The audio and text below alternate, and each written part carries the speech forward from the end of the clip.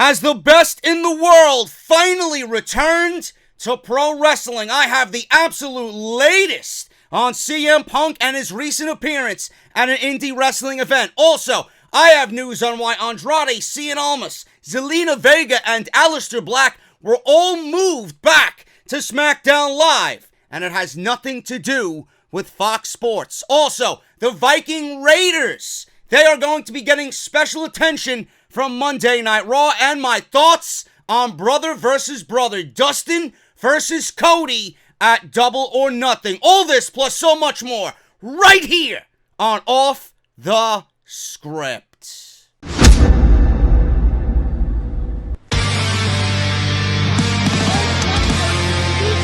Delete! This is mine.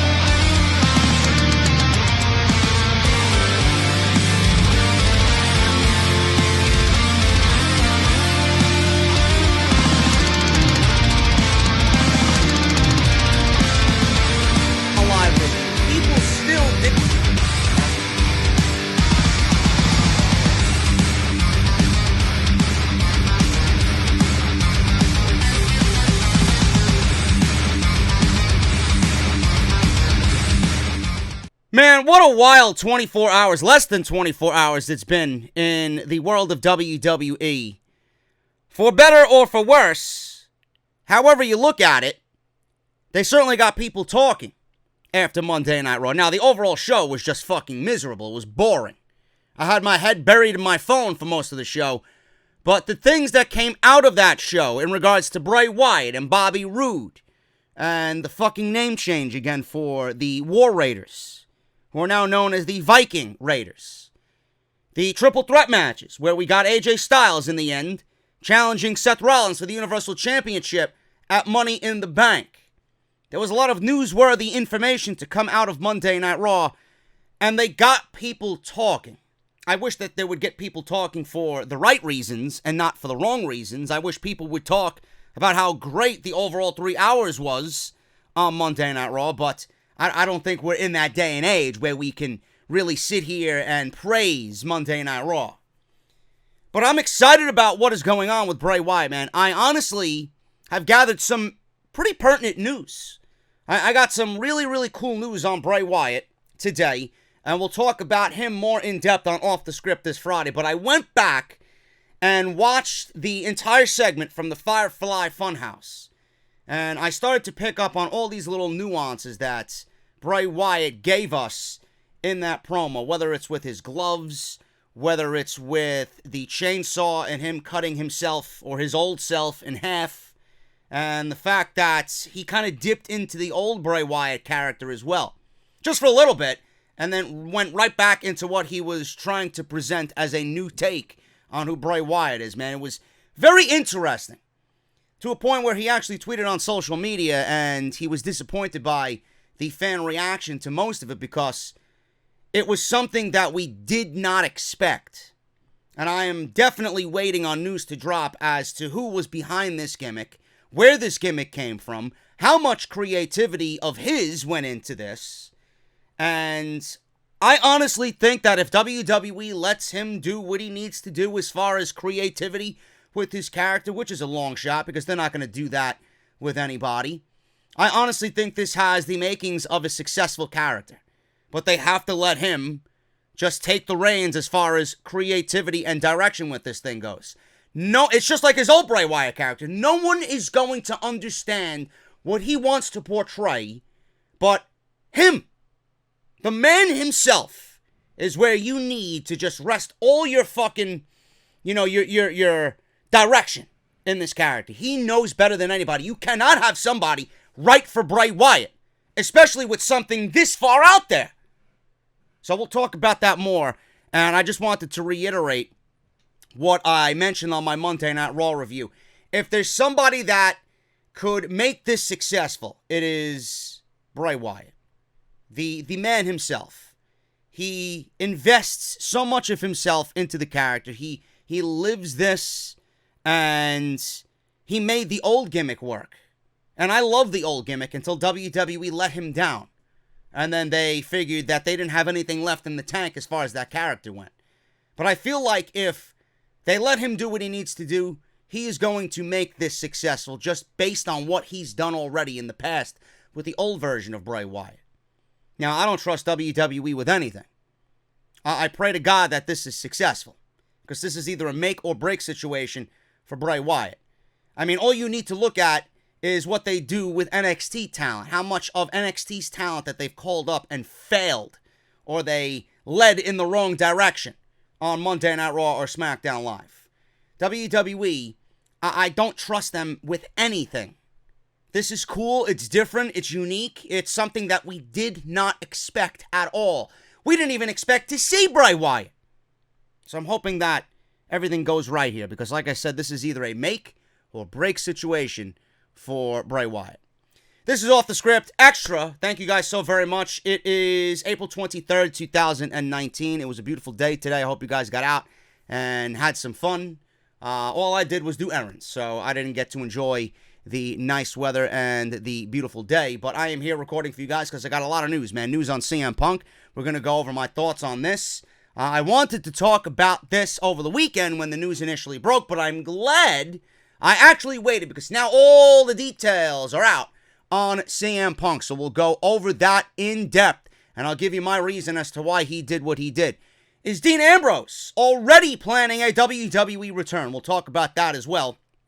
Also, my thoughts on Dusty's sons, not Dusty Rhodes himself, but Dusty's sons here, Dustin and Cody Rhodes, Double or Nothing. This is going to be a major deal. He issued his statement on his WWE departure. Did Dustin Rhodes, a.k.a. Goldust, will go over that, and I'll give you my opinions on why this match is going to be something special for Double or Nothing and should be looked at as a big deal. Also, I have news on why Andrade Zelina and Aleister Black were all moved back to SmackDown Live, away from Monday Night Raw, which they were originally drafted to in the Shakeup. What happened there? It's not Fox Sports. They had nothing to do with it. I'll give you the reason why today on Off the Script. And the War Raiders, they are still the War Raiders to me in my heart, man. But the Viking Raiders, a.k.a. the Viking Experience, the name was changed, and WWE apparently has major plans for the former War Raiders. We'll go over all this today on Off the Script. Make sure you guys go follow me on social media, man. At JD from NY206 on both Twitter and Instagram. Hit that subscribe button down below. Turn on that bell for all notifications. If you guys want to follow me on the Patreon and support the Patreon page, patreon.com/JD from NY206. Go get your t-shirts, man. JD's Elite at bonfire.com. The best-selling t-shirt right now in the entire YWC. Link is down in the description of this very video. Go and get yours today. Still on sale. Will be on sale throughout the entire summer. If you want to become one of my elite and support the show, bonfire.com, the official online shop for Off the Script on bonfire.com, is linked down below in the description. If you guys missed this week's videos, man, there you have it. Bray Wyatt welcomes us into his neighborhood. How many people told me yesterday that they were creeped out by that thumbnail alone, man? I love it. I think it's going to be great. We go over that and everything else that happened on Monday Night Raw. If you missed anything else this weekend, man, Sasha Banks, she promised a match in Saudi Arabia, which would be a historical feat for women in that country. We go over that in part one. Road Dogg, was he low-key fired from the WWE? Why the Shield's final chapter was a complete joke. And then Off the Script Extra, where we talk about the possible departure of Luke Harper, where he could end up and why I think WWE missed the boat on Luke Harper, amongst all other AEW news happening in the week, man. Go and check all that stuff out. Live right now on the channel. Link is in the top right corner that you see there with that little drop box, that little annotation, the eye in the top right corner. Drop that down. Everything you need will be right there. This podcast is sponsored by Audible, audibletrial.com/offthescript. Audible is a major sponsor of what I do here for the channel and right here on Off the Script. They are giving you guys the opportunity to get something for free just for listening to the show today and every day, man. audibletrial.com/offthescript. Go and get your 30 days free of Audible for FREE. You heard me correctly. Free. Not only that, you're going to get 30 days for free of Audible service, and as a thank you, Audible is going to give you one free audiobook of your choice. Over 200,000 audiobooks to choose from, a lot of which are sports and wrestling related. Go and choose whatever you want, man, on Audible. audibletrial.com/offthescript. The best part is if you feel like Audible is not for you, you guys can cancel within the 30 days and you get to keep your audiobook for free no matter what. audibletrial.com/offthescript. I want to start off with this Goldust, aka Dustin Rhodes story. News broke this weekend that Double or Nothing added another marquee match on May 25th. It is Cody Rhodes versus Dustin Rhodes, brother versus brother at Double or Nothing. The significance of it is immense, and it's going to really provide something special on that show. Goldust.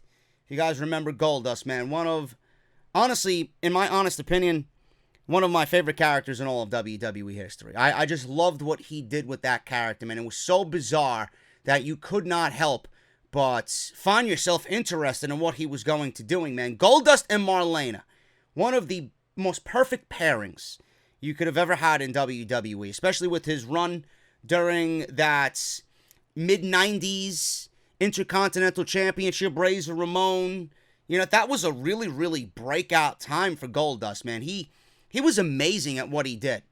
And even up until just recently, when WWE started to kind of feature him on TV, but not really fully, he was still mixing it up with the younger guys, man. He was still able to go in there and give you a solid match. And I am very excited to see what he does for AEW at Double or Nothing. Dustin Rhodes no longer with the WWE. He requested his release. They granted it to him. As Goldust, he performed with the company for a very long time. Now it appears that time in his career is over. Rhodes has now broken his silence and addressed his WWE exits. He says this, and I quote, "Hello, WWE Universe. To begin, I want to say just how much I appreciate you allowing me to entertain you for over these long and winding years. Being the son of the legendary Dream has been and will always be an immense honor and blessing to me, and I have always done my best to fill his shoes while transitioning into my own. I've had so many ups and downs in our great business, and I've learned from every time I have fallen down and every mistake that I've made. My life has been an open book for you fans and friends all over this wide world. You have been there to see my trials and tribulations, and have stuck with me through it all. You've hated me, you loved me, you laughed with me, and you've cried with me. You've immensely enjoyed my antics and entertainment, and would like to think that I've done a good job. That I've done my father proud. I was born straight into the thick of this business. It is and has always been a part of my life, and I have loved every moment of this ride. I want to thank you all for the unwavering support you have given me. Thank you. With that being said, I've put my body through quite a bit over these last 30 years, and many opportunities that have been presented to me have taken a backseat to my love of wrestling. I have requested my WWE release, and it has been granted. I'm taking this time to explore some of those opportunities. Life is too short to not take all of the chances you feel driven to take, and I will give this next chapter my full focus and effort. I would appreciate your continued support as I turn this page in my life and go wherever this journey may lead me next. At WWE has given me and my family such incredible years and experiences, and I have nothing but respect and warmth for everyone there. The roster is stacked with awe-inspiring talent who want the best and are breaking down all barriers to grab that coveted, elusive brass ring. It doesn't exist. It doesn't exist. I'm sorry. It only exists for people that Vince McMahon wants it to exist for. Fact. He goes on to say, finally, to WWE and to each and every one of my co-workers, I love you, I appreciate you, and I thank you for loving and taking care of me for so long. Keep doing your thing and find you out there. Thank you so very much, and God bless. And then obviously he's got to end it with, remember and never forget the name of Goldust. I don't know why I like doing that. Every time I see him do that, man, you don't bullshit me. You did it along with him, man. I know you were younger, too, and you did that shit in front of the mirror. I know. Great character, man. Till next time, he says, just hours after revealing his new logo, Dustin Rhodes was announced for his first match. I still don't believe I did the Goldust thing, man. Just hours after revealing, I'm all fucked up now, his new logo, Dustin Rhodes was announced for his first match in months after needing knee surgery. Dave Meltzer discussed when Rhodes' contract with WWE expired during Wrestling Observer Live. This means that there is not a no-compete clause in play, so he can be free to work All Elite Wrestling's Las Vegas show, Double or Nothing, on May 25th.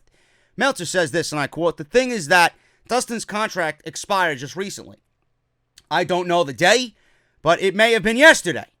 That might be why nobody announced anything, and then Conrad announced Dustin for StarCast as well," end quote.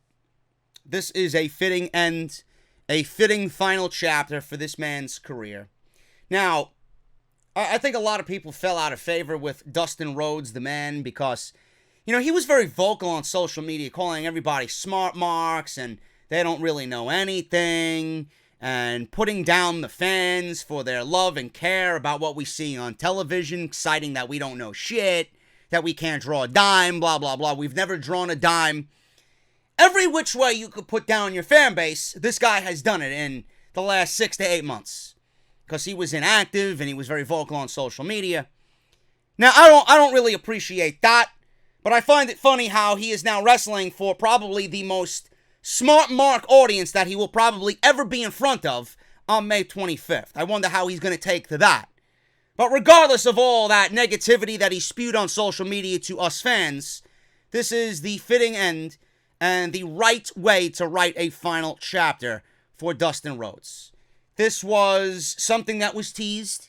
Cody teased this, saying that his opponent, the one hint that he gave us, said that the opponent that I have in mind, him and I have had many differences. So a lot of people have been hinting and bringing up, what about Dustin Rhodes? His contract's coming up. Possibly, I'd like to see Cody versus Dustin, brother versus brother, at Double or Nothing. And that's exactly what we got. And I got to shout out AEW for their work on the Double or Nothing, or the Road to Double or Nothing, that video series that they do, building their storylines through that, man. It's incredibly well shot, and I love the fact, if you guys are not watching this, you're really missing out on some great shit.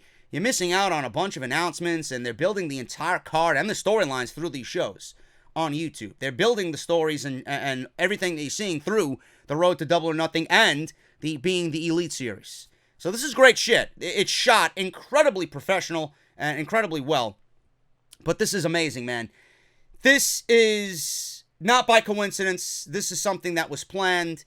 And this is absolutely picture perfect for Cody Rhodes. I could not even imagine a card for the first ever AEW show without something like this that honors not only the family name, but Dusty himself. I know somewhere, wherever Dusty is, he's going to be looking down on this show, and he's going to be fucking proud of both of his sons for doing what they're doing. This is absolute. I'm getting chills just mentioning this, man. It's unbelievable how everything's come full circle.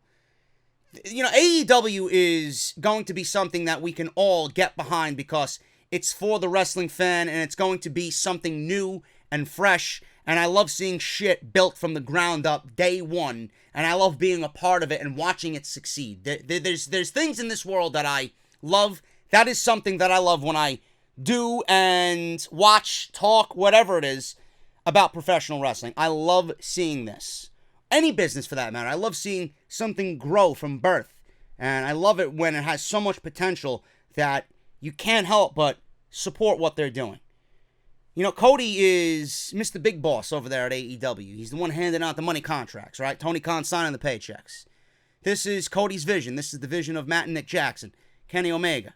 They got a backer in Tony Khan who is with them on every fucking page as far as being pro wrestling and what's important to them in pro wrestling. They want to present that with AEW. There was no way Cody was going to allow this show to go on without some homage to Dusty Rhodes. And this is absolutely brilliant, man. You couldn't book a perfect match than this one right here. A more perfect match, I should say, than this one. And, Goldust is 50. Cody's name obviously holds a lot more weight right now in the wrestling world. He's one of the biggest names out there. And Dustin is 50 years old. Now, a lot of people are looking at this, well, look, it's 50-year-old Goldust. It doesn't really mean anything. It means the world to what they're presenting. It means the world for All Elite Wrestling's first event. This is much more than just Dustin and Cody. This is for Dusty. This is for Dusty Rhodes. And I love it. And Goldust at 50 years old, the guy could still go.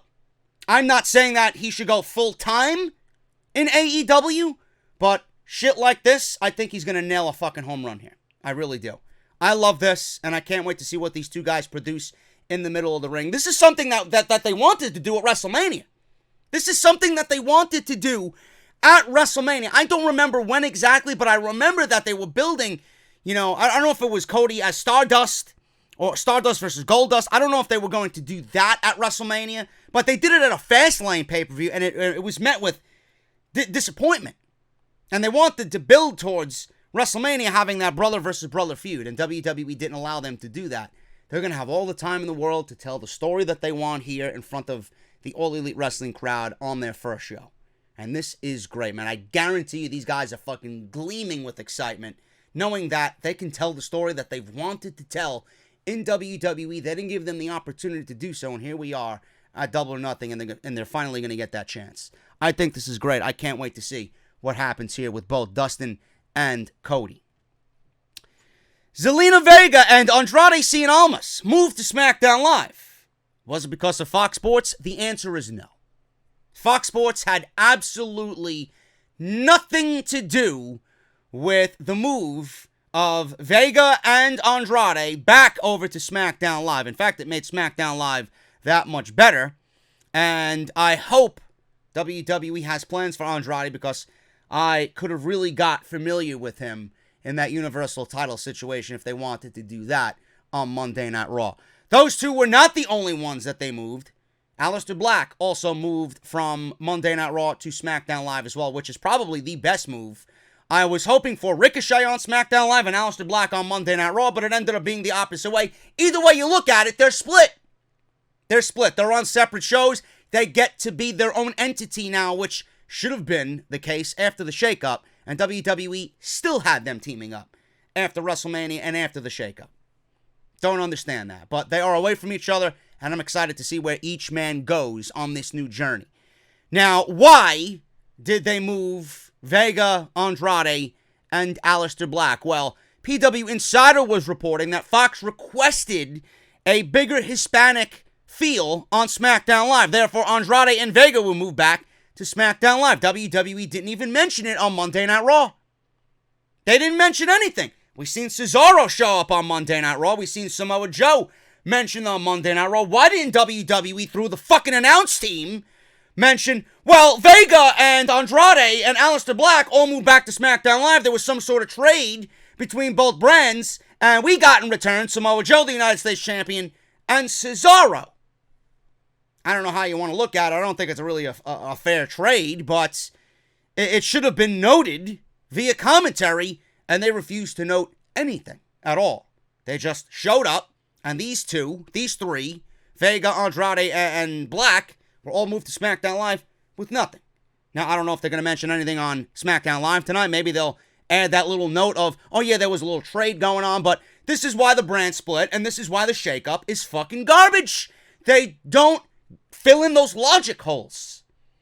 How did we get from them being on Raw to them now being on SmackDown? No explanation. I want an explanation. For the viewer at home, I'm sure they feel the same way.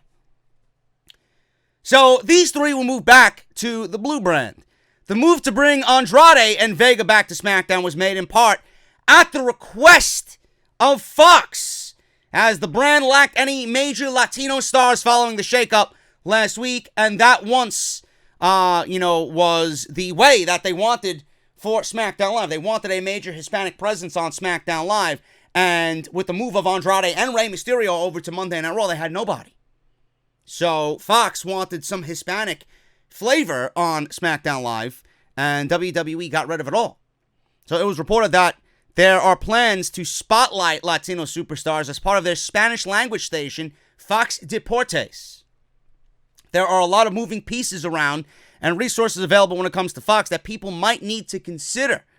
This could very well be a wise move on WWE's part, but it also begs the question why they decided to switch back so suddenly when WWE isn't actually moving SmackDown Live to Fox until October. So there you have it, folks. If Fox, right now, I mean, we're still a couple of months away, you know. It's April. It'll be October before you know it, but we are still a decent ways away from SmackDown Live debuting on Fox in October. Did they really need to do this move now?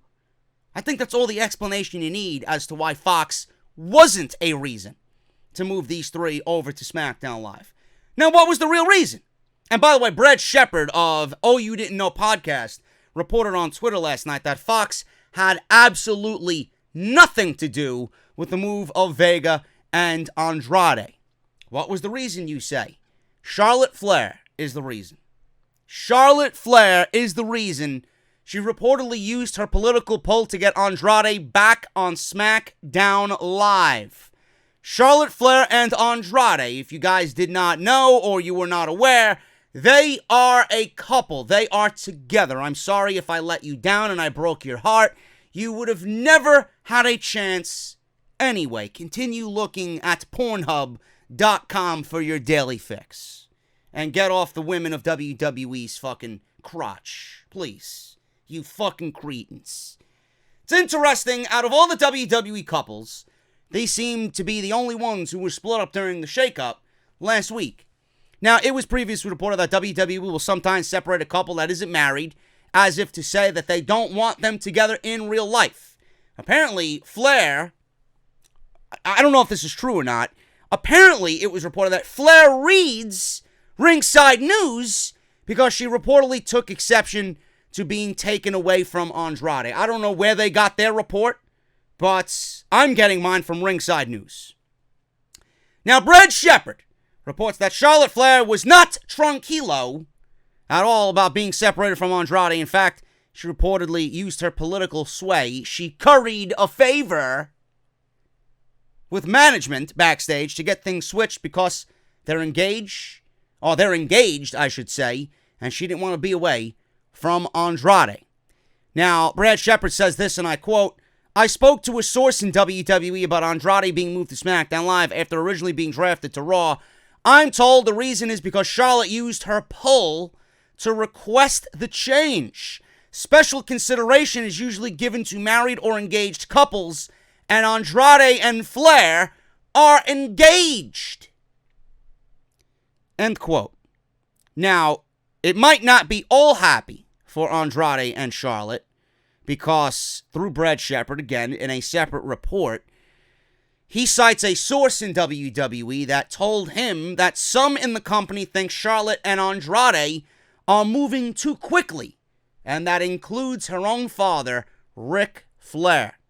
The source also said to be believed, we don't know who it is, or the source, I should say, said they believe the engagement is supposed to be announced next month. Now, he says, I'm told Ric Flair, among others, are not convinced this is a good idea because they believe she is moving too fast with Andrade. Now, so let's backtrack a little bit. We got Charlotte using her political pull to get Andrade off of Raw.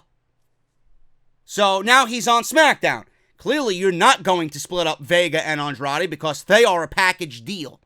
So with Andrade being requested by Charlotte comes Zelina Vega.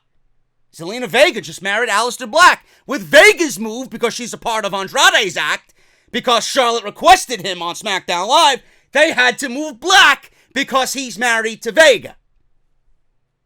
So that's the reason why now Andrade, Vega, and Black are no longer on Monday Night Raw. Again, I reiterate, I would have enjoyed or at least appreciated a fucking reason per storyline between these brands why you took three talented individuals like that, moved them over to SmackDown Live with no explanation. I would have appreciated one. WWE failed to do that. Now, in exchange, Cesaro came over from SmackDown Live and is now on Monday Night Raw. Samoa Joe is over the flu. He was on Monday Night Raw last night. So we got Samoa Joe, who was not mentioned during the shakeup last week. We were just under the impression that SmackDown Live had the IC title and the US title. So they didn't mention anything about Samoa Joe, and he just randomly shows up on Monday Night Raw. So I guess we are to interpret this on our own. Joe and Cesaro were quote-unquote traded for Black, Vega, and Andrade Cien Almas. Now with Cesaro moving over to Monday Night Raw in a singles role, I don't know what this means, and I mentioned this on Raw Review on the Raw podcast. I don't know if this means that Sheamus is staying on SmackDown to do his own singles thing, or Sheamus is also going to show up on Monday Night Raw and continue to be the bar with Cesaro. I think that would be best for both guys. I don't see Cesaro getting a main event push towards a world title. I don't think WWE is going to do that at all. I certainly don't want to see that from Sheamus on SmackDown Live. I honestly think right now, at this point in their careers, both guys need each other, and I think they're more valuable together than they are apart. That doesn't mean that I don't like seeing Cesaro kick ass like he did on Monday Night Raw against Cedric Alexander. I'm just saying that the overall package that is Cesaro and Sheamus individually mean more when they're together. You could still do the singles things with them, but I honestly think that they're best together. Now, Andrade is back on SmackDown Live after 1 week on Raw as a part of the Shakeup. Now that he's back on SmackDown Live, remember that match he had with Finn Balor? We could possibly revisit that. Balor has no shortage of opponents on SmackDown Live. For the first time in a long time, and I don't want to get ahead of myself because this is WWE at the end of the day, the Intercontinental Championship could have great company fighting over it. And that includes Aleister Black, that includes Andrade Cien Almas, and that includes Buddy Murphy, that includes Mustafa Ali. There's a lot of great mid-card talent on that show, and if WWE doesn't realize that, man, I don't know what the fuck they're doing. Andrade and Finn Balor had a damn good TV match the night of the Raw Shakeup. And now that he's being being moved back over to SmackDown Live, I should say, we have a possibility of Andrade and Finn Balor for the Intercontinental Championship. That excites me greatly. And I look at Andrade, I still think, and I know it's not the same way as it used to be back in the day when I was watching WWE as a child, but the Intercontinental Championship is always the second most important title in the company, to me. The Universal title, to me, is fucking garbage. It's trash. When I look at the Intercontinental Championship, I see a future world champion. That's my mentality of what the Intercontinental title should be. You give that title to somebody, that is your next in line for the WWE Championship. I see Andrade and the Intercontinental Championship being an absolute perfect match. Perfect pairing. So I don't know if that is going to be their plans, but they certainly could revisit it. After Balor lost to Andrade on Monday Night Raw, we could certainly see the beginnings of a brand new feud here on SmackDown Live. So I'm excited about that. We'll see what happens if WWE goes in that direction. Again, like I mentioned, Cesaro moved to Raw in exchange for Andrade and Aleister Black, plus Zelina Vega. John Pollock reported on Post Wrestling that Cesaro is now on Raw. This is likely to make up for the fact that SmackDown is getting a few extra Raw superstars. By the end of the night, there will likely be 5 superstars switching in total because, like I said, Samoa Joe showed up on Monday Night Raw as well. Sheamus is the odd man out right now. He's injured. I don't know what's going on with him, but if I'm moving Sheamus anywhere, I'm taking him off SmackDown and putting him on Monday Night Raw, which does leave a huge hole in the SmackDown Live Tag Team division because they are absolutely depleted at this point with literally nobody but the Hardys and Heavy Machinery. You got the Club, which I have my own theories on, and you got the fucking the travel agents over there, Primo and Epico. They're fucking trash. I don't know what WWE's doing with the tag team titles. In fact, to me, the best course of action here is to merge both divisions and get rid of the SmackDown titles and Raw titles and make them one. That's the way I see it. But I think Sheamus, at the end of the day, when he comes back and ready to go, he'll be paired with Cesaro on Monday Night Raw. I think that is the best bet for Sheamus right now at this point. WWE changed the Viking experience to the Viking Raiders. And this was because of fan backlash. PW Insider reported that WWE rechristened the Viking experience the Viking Raiders. It isn't much of a change, but at least they dropped the experience from the name. They are still calling one of their tandem moves the Viking experience, and I mentioned this on the Raw podcast on Monday. They did this because Vince doesn't want to look at himself, or he doesn't want other people to look at him as a failure. So we all knew the name was fucking terrible, and he couldn't bear to get rid of it completely. So he changed the name for the sake of the fans revolting against the name. And he says, all right, I'll do you one, but I'm going to say fuck you anyway in the end. He changed the name because of everybody's fan backlash. And he kept the Viking Experience name and just rechristened one of their tandem moves the Viking Experience, which is fucking ridiculous. So that was, according to PW Insider, fan backlash. Mike Johnson also noted on PW Insider Elite Audio that WWE is planning to shoot some special footage with the current NXT Tag Team Champions. This will take place at a Viking festival, so we can expect even more from this gimmick very soon. He says, and I quote, I was told that there are plans, and I have to check on this timeline, but I was told that there are plans to film Viking-related footage with the team at a Viking festival that is going on later this month. So we're getting a full-on Viking gimmick for this team. Rowan Hansen took part in many Viking events, and they really do belong to that group of people. For that matter, the same is true for Hansen and Rowe, Ivar and Eric, but I will not be calling them that ever. So get used to it here, especially with me. It's Hansen and Rowe. So we've already seen WWE use Viking footage with Sarah Logan and her marriage to Rowe. They did the whole Viking-themed wedding. So WWE did post that on the Performance Center YouTube channel. You guys can go back and watch that anytime. It was really cool. They take parts in these events on the weekends. They live the culture. They live the lifestyle of a Viking. They're very heads-on with the entire lifestyle. So I think this is great because, like I mentioned before with Goldust, we need characters at the forefront. We need characters that are going to gauge people's interest. I think if you really expose who these guys are, people will take a liking to them a lot more and a lot quicker than just presenting them as Hansen and Rowe. Here are the Viking Raiders, two big guys who dress as Vikings. I think this is a great attitude to have, especially if you're trying to build these guys up coming in from NXT and nobody really knows who they are. So I think this is a great move for both Hansen and Rowe. Now, I got news on Dean Ambrose, and the Dean Ambrose situation is something that people are still talking about even after the final chapter of The Shield this past Sunday. Now, Dean Ambrose exited the WWE after a long run with the company. The Shield's final match aired on the WWE Network Sunday night, and they defeated the team of Bobby Lashley, Baron Corbin, and Drew McIntyre. I am falling asleep just saying that. Awful. Now, all the rumors are out there. Dean Ambrose is going to AEW. Dean Ambrose is going to be All Elite. Dean Ambrose is going to be at Double or Nothing. We don't know for sure. We don't know for sure. I do have one theory, though. WWE has pushed Dean Ambrose to a point where at every opportunity, they were giving this guy his last goodbye. Whether it's with Roman, or whether it's with Seth in the Shield, whether it's just coming out, addressing the fans, in a dark match, or a dark segment that they ultimately filmed for YouTube anyway, so that you all get to see it. They gave this guy every opportunity to say goodbye. I don't think WWE would necessarily do that if this guy had intentions of going elsewhere to a competitor and wrestling for them. I don't see why WWE would enhance his stock and give this guy a platform to say what he needs to say and then have him ultimately go to the competition in May. I don't understand it. I don't know if this means Dean Ambrose is just simply going away, if it really is going to another competitor. I don't know. The only one that knows is Renee Young. The only one that knows is Dean Ambrose himself, Jonathan Good.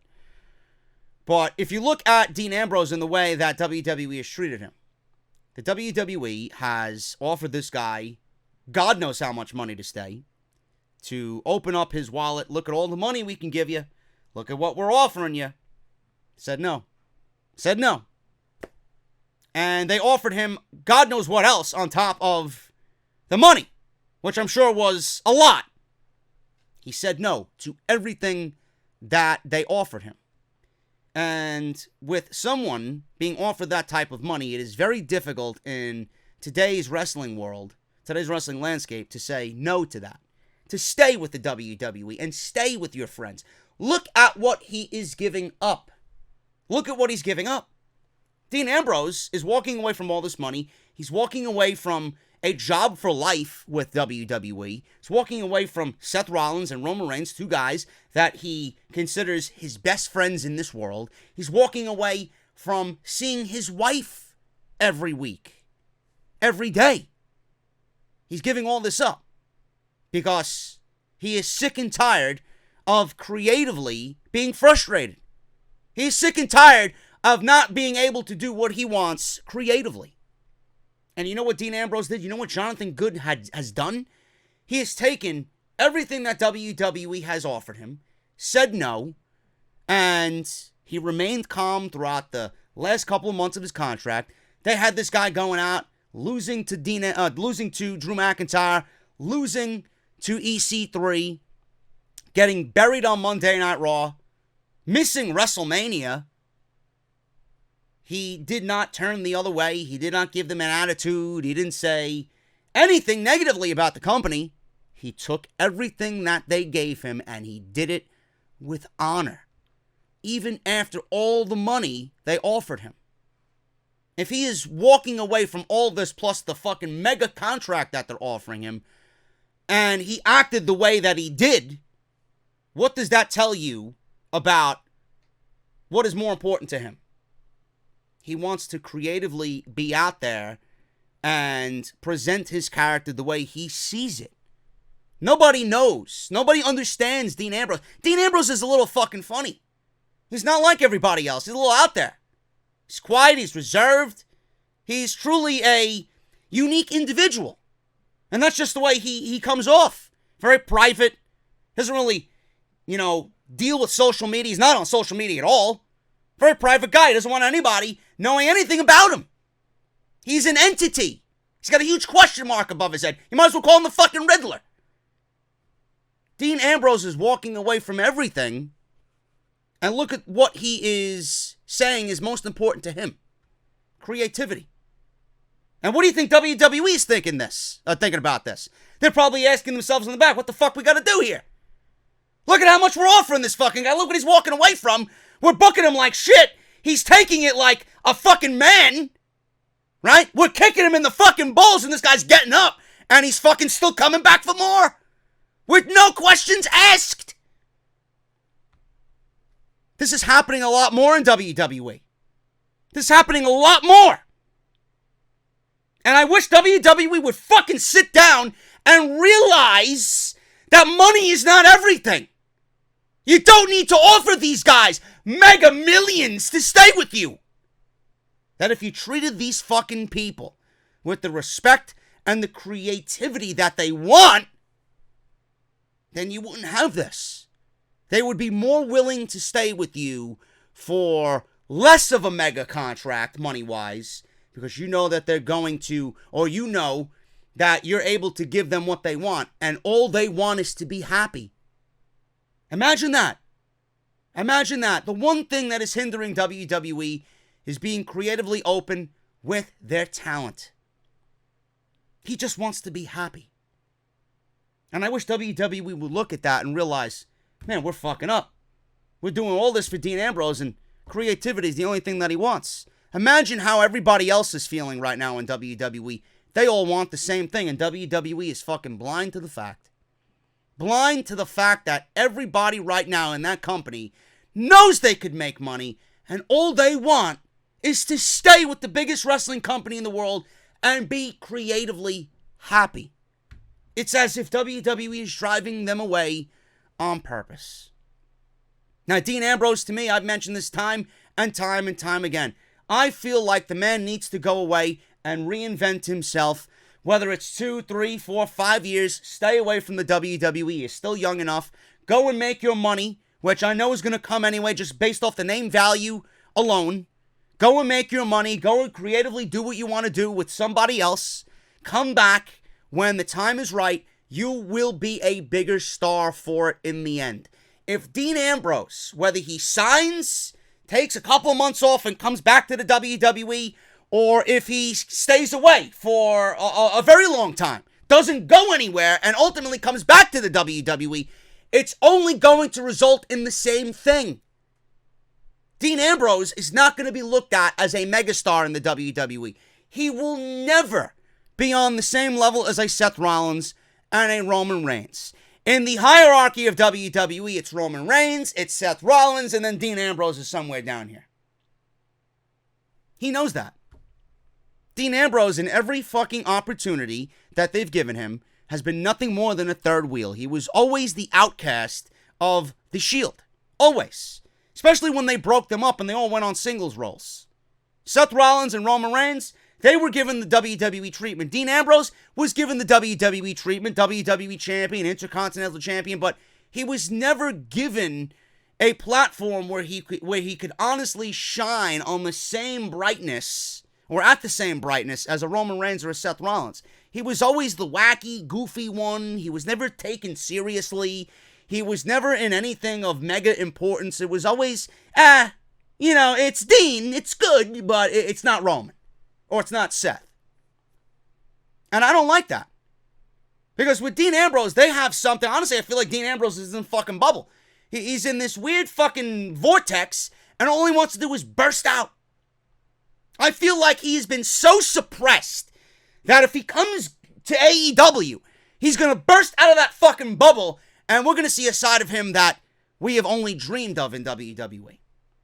This is why I feel it's right for him to go somewhere else and reinvent himself. Make him a star of that company wherever he goes. AEW, Ring of Honor, Japan, right? I don't know if that necessarily is going to be beneficial for Dean Ambrose or if he wants to be away from his wife. Whatever the case may be. Go and make yourself a name somewhere else so that you, when you come back, are on the same level of a Roman Reigns and a Seth Rollins. That you open WWE's eyes and present yourself in a different way instead of looking at the funny, goofy, cheesy Dean Ambrose that we've been seeing for the last 5 years.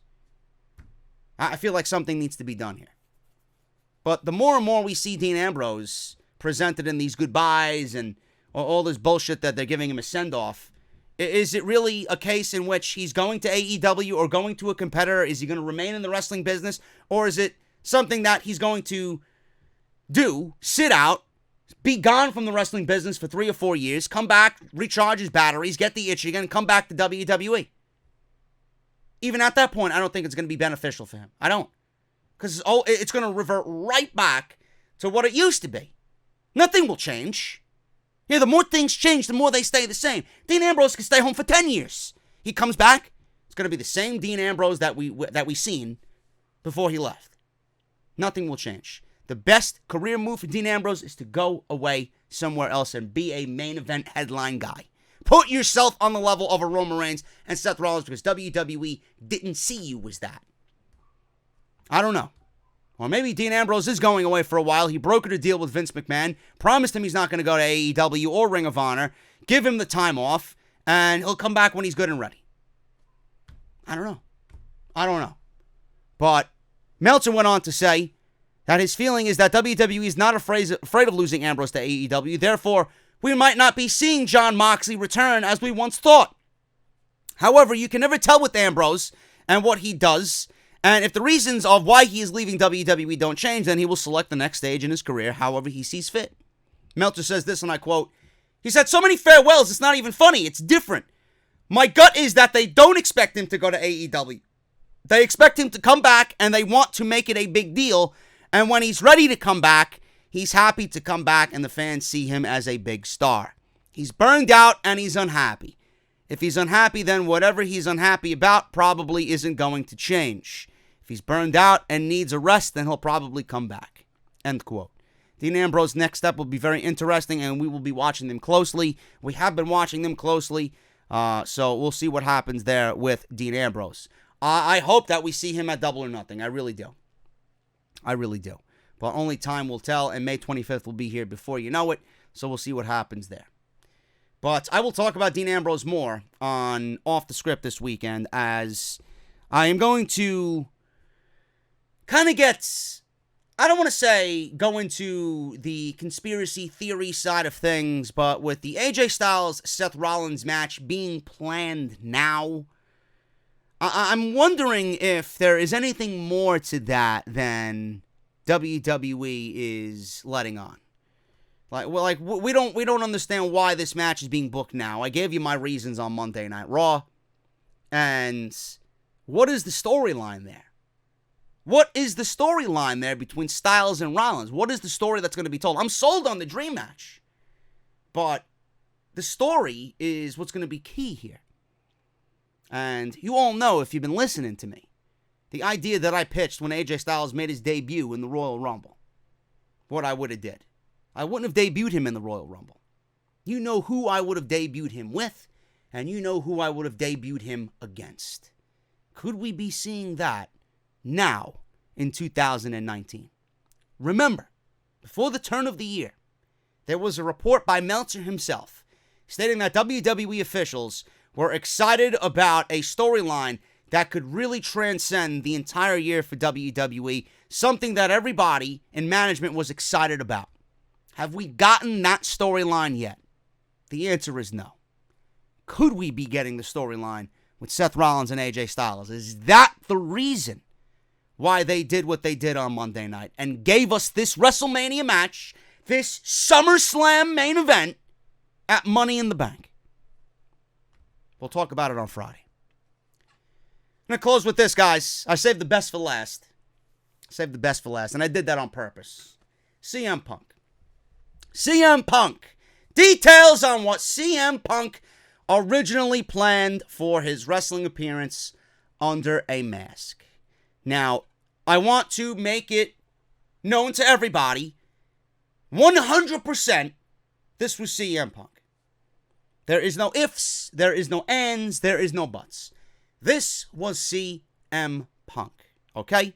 I got pictures here, which I'm sure you've seen floating on social media. I'm going to show you them again, just so you are refreshed with what is going on. We got CM Punk here, okay? On the left, clearly, is Silas Young filming this masked man who came out of nowhere to interfere in Ace Steel's match during this indie show, okay? Number two, I want you to look at the hoodie. The same hoodie that Punk is wearing in the photo to the right, he is wearing in the photo during the run-in. Could it be someone wearing the same fucking hoodie in the same city, in the same building? Yes, it could be. It could be someone has that hoodie as well. Punk is not the only one who owns that hoodie. But, I mean, give me a break. If Punk was photographed with this hoodie in the afternoon and then showed up to do this run-in wearing the same hoodie, I mean, it's not that difficult to piece the fucking puzzle together. Also, Silas Young standing there photographing this on his cell phone. Why would Silas Young, of all fucking people, a Ring of Honor talent, be filming some random fucking bum making a run-in under a mask if it wasn't someone of great importance? I ask you that. So right then and there, for all the naysayers of, oh, it's not Punk, he needed to take off the mask, he didn't, so you're only making, clickbait news and assumptions on CM Punk. Listen. This is very credible evidence. I went a step further. My buddy Jesse sent me 2 pictures. And I don't think I've seen these pictures anywhere, but they also prove the fact that it was CM Punk. Okay, look at those shoes. That is Punk during the run-in. About to give the GTS. Okay, now look at this picture. This is CM Punk wearing the same fucking shoes.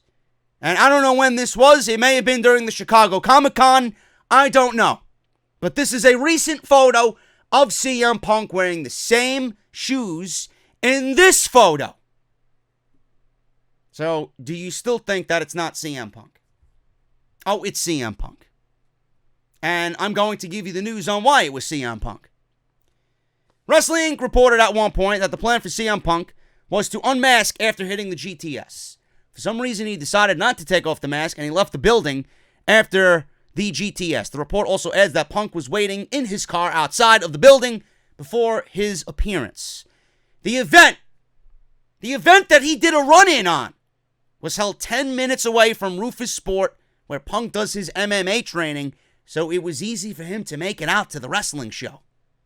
So there you go. Punk is there. Punk actually moved from Chicago to wherever Rufus Sports is so that he could have easier access to train. So Punk lives in the area. Punk was 10 minutes away from where he trains. There you go. The stars are aligning here with CM Punk. It turns out, though, that this was not Punk's first post-WrestleMania... Oh, not WrestleMania. Jesus Christ, you see where my fucking head is at. It turns out that this was not Punk's first post-WWE appearance. Robbie Fox of Barstool Sports. Knowing that Punk has done a few independent shows since 2015. Punk has stated before that he might do some independent appearances, but he would be covered up as fans would not know it's him.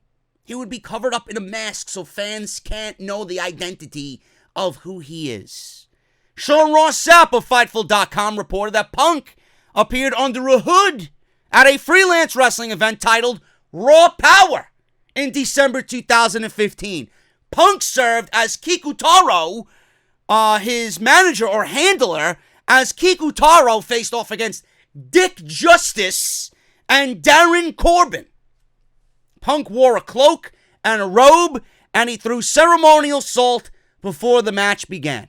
Once the bell rang, Punk did not become involved in the match. According to the report, Punk was backstage for the 2015 show. At Friday's MKE event, Punk reportedly waited in his car before the show, then left right after his run-in. There you go. Fightful confirms the Barstool report from Robbie Fox on the idea behind the 2015 appearance. The freelance wrestling show and Punk's appearance were set to be a key part of a Colt Cabana Wrestling Road Diaries documentary. So after Cabana and Punk had a personal falling out, the appearance was cut, or all Punk appearances were cut from the documentary.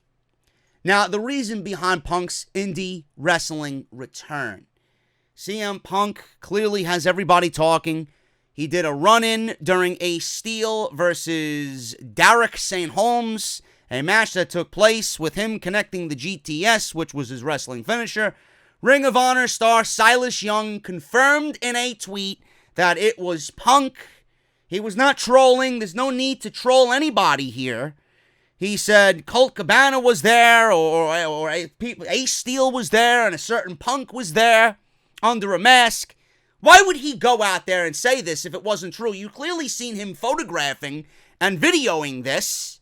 Why would he do that if it was a random nobody? Then he goes on social media and indirectly confirms that it was Punk. So then Young appeared on Busted Open Radio with Bully Ray. Although he didn't say 100% it was Punk, he discussed why Punk might have made the appearance. He mentioned that the building is being torn down early next month and that Punk wrestled in the building early on in his pro wrestling career. He recalled his wife coming up to him before the match and telling him that she heard Punk was going to do a run-in. She was one of the managers in the match.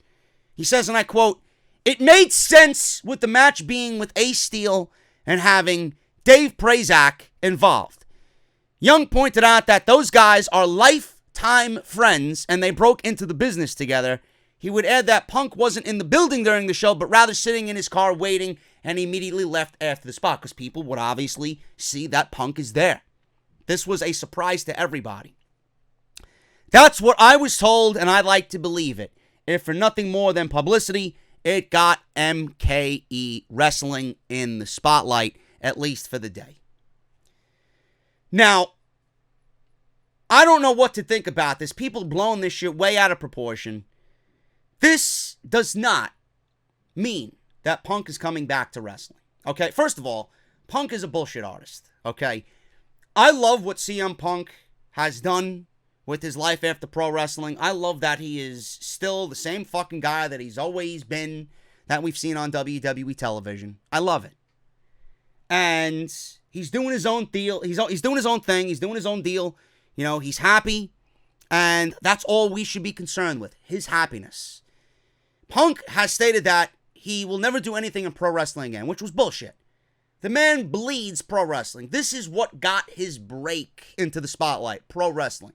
No matter what the man says, there will always be love for pro wrestling in that man's heart. No matter how much his heart has been hurt, you are not going to get over your first love in the form of pro wrestling. Something, like I said, gave him the platform in which made him the star he is today.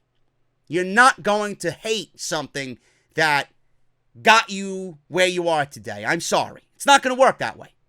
This does not mean Punk is coming back to AEW. This does not mean Punk is going to show up at Ring of Honor. This does not mean Punk is making a WWE return. Punk is not coming back to wrestling. Ignore the clickbait. Ignore the bullshit. You know who I'm talking about.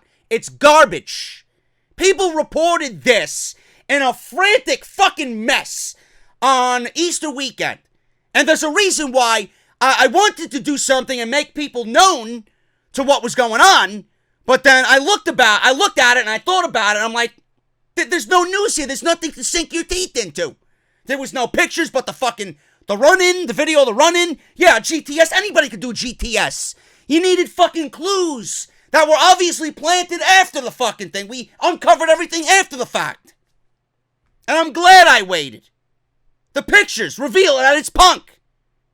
The same body type. Not only the GTS, the shoes, the hoodie.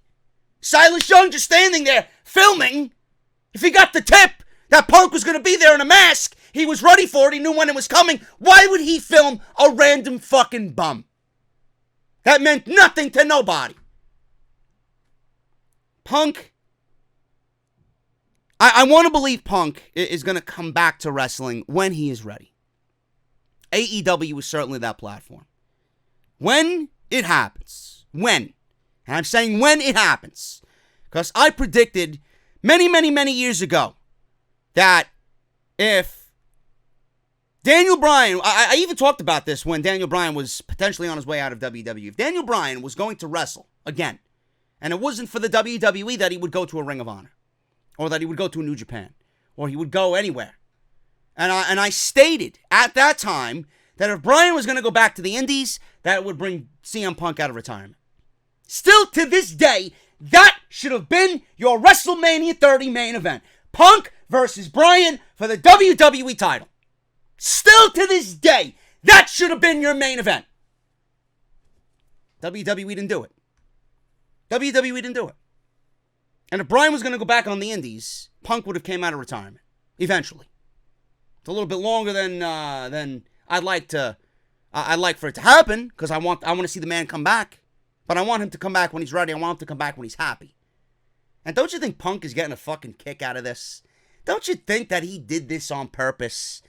I know I would. I'm just trying to think in the same wavelengths as Phil Brooks. He knew this was going to be picked up on. If he wanted this to be a secret, if he wanted this to be hush hush, I don't want people to know what I'm doing, he would have changed his fucking hoodie. And he would have used a different move that is not the GTS.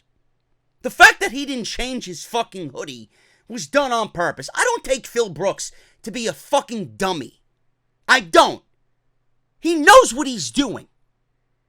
I don't take Phil Brooks to stand there and say, well, you know what? Let me overlook this aspect of the hoodie. I just took a photo. Everybody's got a fucking phone, right? That picture's going to be floating around on social media within minutes. And people are going to see that I was photographed with this guy wearing this hoodie. Yeah, let me use that same hoodie in the run-in. This was done on purpose. You don't think Phil Brooks is smarter than that? To think, well, maybe I should take off the hoodie so nobody realizes that it's me.